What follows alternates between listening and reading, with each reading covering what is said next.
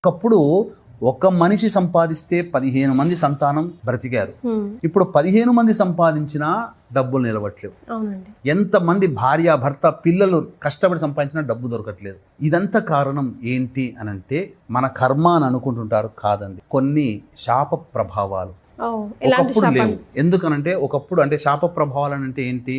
తండ్రి లేదా భర్త వైపు 6 తరాలు, తల్లి లేదా భార్య వైపు 3 తరాలలో దుర్మరణాలు గనక ఉన్నట్లయితే, అంటే road accident, fire accident, suicide attempt, నదిలో బావిలో పడి చనిపోవడం, ఇంట్లోంచి వెళ్ళిపోవడం, లివర్ ఫెయిల్యూర్, కిడ్నీ ఫెయిల్యూర్, క్యాన్సర్తో చనిపోవడం, 60 సంవత్సరాల లోపల ఏ విధంగా చనిపోయినా, కుటుంబ సభ్యులు చనిపోయినప్పుడు పిండ ప్రదానాలు చేయలేకపోయినా, ఆడపిల్లలే సంతానంగా ఉన్నా, ఈ రోజుల్లో ఇంటర్ క్యాస్ట్ మ్యారేజ్లు చాలా జరుగుతున్నాయి. ఏ తల్లిదండ్రులకు ఇష్టం ఉంటుంది కనిపించినటువంటి అమ్మాయిని వేరే కులస్తులకి, వేరే మతస్థులకి చేతిలో పెట్టడం? బలవంతంగా ఒప్పుకుంటున్నారు. అటువంటి ఇంటర్ క్యాస్ట్, ఇంటర్ రిలీజియన్ మ్యారేజ్లు జరిగినా, సంతానం కలగకపోయినా, మత్తులకి జూదానికి బానిసైనటువంటి కుటుంబ సభ్యులు ఉన్నా, అలాగే సత్సంతానం కలగకపోయినా, ఇవన్నీ కూడా స్త్రీ శాపము, గురు శాపము, పితృశాపము, సర్పశాపాల ప్రభావాలన జరుగుతుంది.